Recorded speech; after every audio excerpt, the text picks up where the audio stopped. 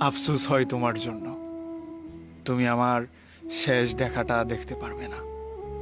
শেষবারের মতো তুমি আমাকে ছুতে পারবে না। আমার বিদায়ের খবরটা তোমার কান অবধি পৌঁছাবে না।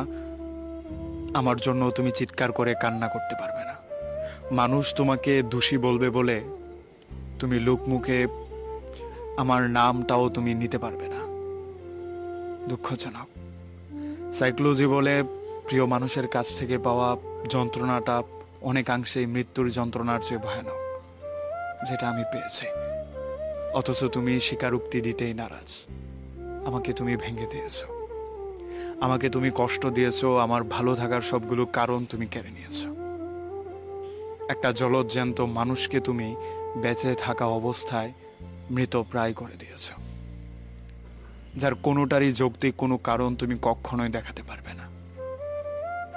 তুমি কেন আমার সাথে বিশ্বাসঘাতকতা করেছো অনেকাংশে তুমি নিজেই জানো না। কেন আমার হাসি খুশি জীবনের সবগুলো হাসি কেড়ে নিয়েছো তার যথার্থ উত্তর তোমার কাছে নেই। আমি থাকতে যাওয়ার হাজারটা প্রশ্নের বিপরীতে তোমার একটা উত্তরও নেই। আমি দোষী, অথচ আমার মনের, আমার ভেতরের সবগুলো কোষ জানে আমি অপরাধী তোমার কাছে, যেখানে আমার কোনো অপরাধই ছিল না। ভেঙে দেওয়ার কারণে একটা জিনিস আমি চমৎকার ভাবে বুঝতে পেরেছি। মানুষ থেকে যাওয়ার কারণের পাশাপাশি ছেড়ে যাওয়ার কারণও খুঁজে। মানুষ ছেড়ে যাওয়ার কারণ খুঁজে একটা বেকার ছেলের কাছে, তাচ্ছিল্য করার একটা কারণ খুঁজে অসহায় একটা ছেলের কাছে। তার চোখের ভাষার কোনো দাম নেই, তার অনুভূতির কোনো দাম নেই। মানুষ থেকে যাওয়ার কারণ খুঁজে একটা চাকরিজীবী ছেলের কাছে, একটা স্টাবলিশড ছেলের কাছে, একটা পয়সাওয়ালা ছেলের কাছে। এগুলোর বাহিরে গিয়ে মানুষ সবচেয়ে বেশি মূল্যায়ন বোধহয় অনুভূতিকেই করে। কিন্তু অধিকাংশ ক্ষেত্রে টাকা আর ভালোবাসার দারুণ একটা সংযোজন থাকে। ভালোবাসা শুধু থাকলে হয় না, টাকা লাগে।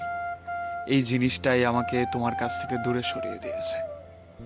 দুঃখ হয়, কিন্তু আমি তোমার জন্য আফসোস করতে পারি না, কারণ তুমি ভালো আছো, ভালো থাকবে বলেই ছেড়ে গিয়েছো।